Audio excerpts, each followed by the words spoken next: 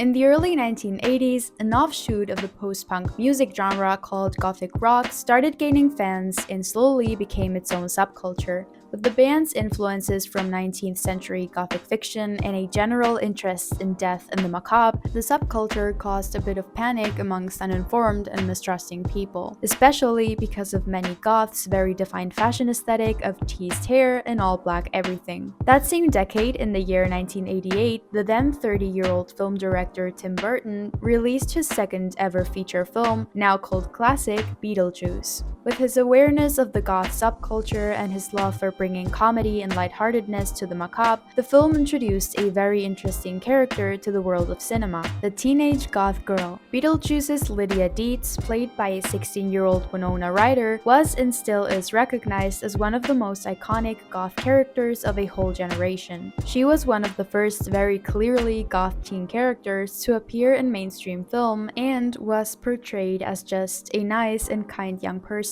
Throughout history, young women with dark interests and/or aesthetics have often been portrayed in stories in a negative manner. If she dressed in black or looked sinister, she was probably a vampire, a witch, or a ghost. Just looking at you, I would say you would be one of the ghosts, right? But you're not. No. In Beetlejuice, though, the goth girl is arguably the most normal and sane character of the whole bunch. If you took off the dramatic black veil and put her in a white t-shirt and jeans, no one would accuse her of Satanism, even if she continued being interested in the strange and unusual. In an article that I will be quoting from a lot, Catherine Spooner writes, Beetlejuice was released the same year as another goth horror comedy, Elvira, Mistress of the Dark. Compared with Cassandra Peterson's equally iconic but outrageously sexual gothic vamp, Lydia was an attainable role model. She was the goth next door. Spooner also says that goth girls are appealing to many young women because they simultaneously conform to and refuse conventional femininity. This makes them a powerful model for negotiating the teenage years. In a world where pink is ubiquitous, it can be empowering to choose black. But what if the goth girl grows up and has a teenage daughter? When your mom has already claimed black, what color do you choose? In the first Beetlejuice movie, we get a glimpse of the complicated relationship between Lydia and her stepmother Delia, an eccentric and self-absorbed artist who makes abstract sculptures that are a bit difficult to look at sometimes. She loves to criticize everyone but herself, and she's very notoriously overdramatic. While Lydia is dramatic in her own way as well, she cannot stand Delia's pretentiousness and tries to stay in her own lane.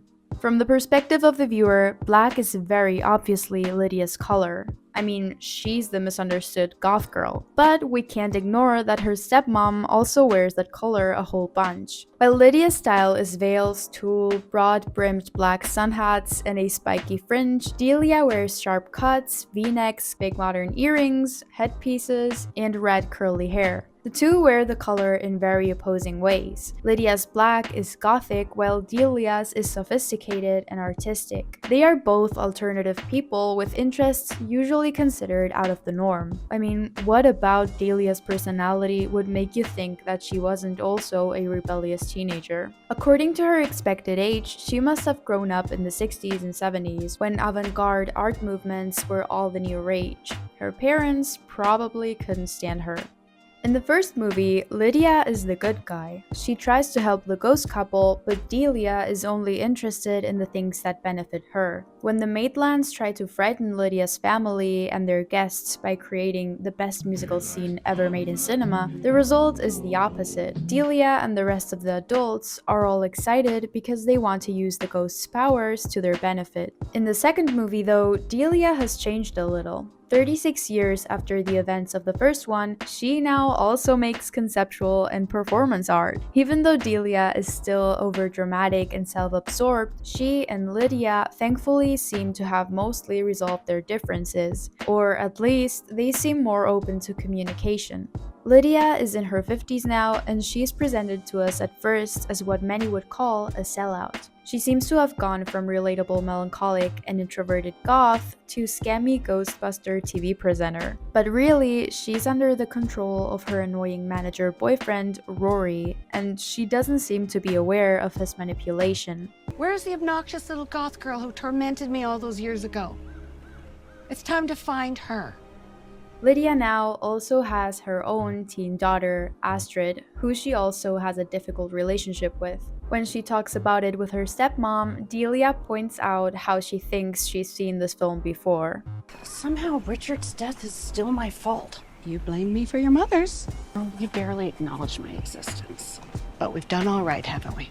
But before we talk about Astrid, we have to briefly talk about the impact that the casting of Jenna Ortega must have had on the new character. It would be dumb to ignore the somewhat similar trajectories of Winona Ryder's and Jenna Ortega's careers. Ryder was associated in the general zeitgeist of the 90s with strange and sort of dark roles like Beetlejuice, Heathers, Edward Scissorhands, Bram Stoker's Dracula, and many more. In the case of Jenna, she has also been part of countless projects with a dark edge like Scream 6, X, The Babysitter 2, and obviously Tim Burton's Wednesday. In the same article I mentioned in the intro, the writer states, Ortega is to Gen Z what Ryder was to Gen X. As the star of Netflix Wednesday, the fashion media celebrates Ortega's goth glam style, which wittily combines designer labels with a gothic sensibility. Framed by social media culture, Ortega goes much further than 90s stars such as Ryder or Christina Ricci ever did in consciously constructing a goth girl identity as a kind of personal brand. Jenna Ortega is not goth.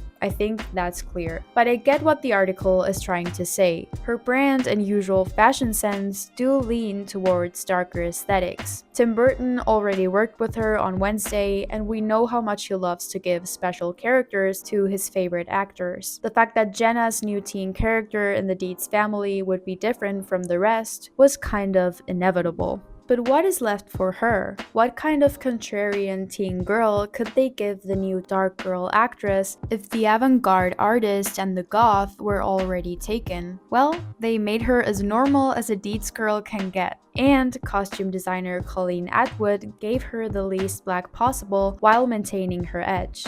Astrid is quite different from Lydia as far as beliefs go. She's a skeptic and calls Lydia a delusional fantasist. She loves talking about her father, about how he was a defender of hopeless causes, which made Astrid interested in climate change activism. She also talks about all the things they wanted to do together, which honestly just sound like activities that Lydia would propose. We used to have this big plan where we were going to visit the top 10 creepiest places on Earth, so Tower of London and Dracula's Castle. I mean, visiting Dracula's castle? That doesn't sound like something a guy like this comes up with. But Astrid never mentions her mom when she's talking about those family plans.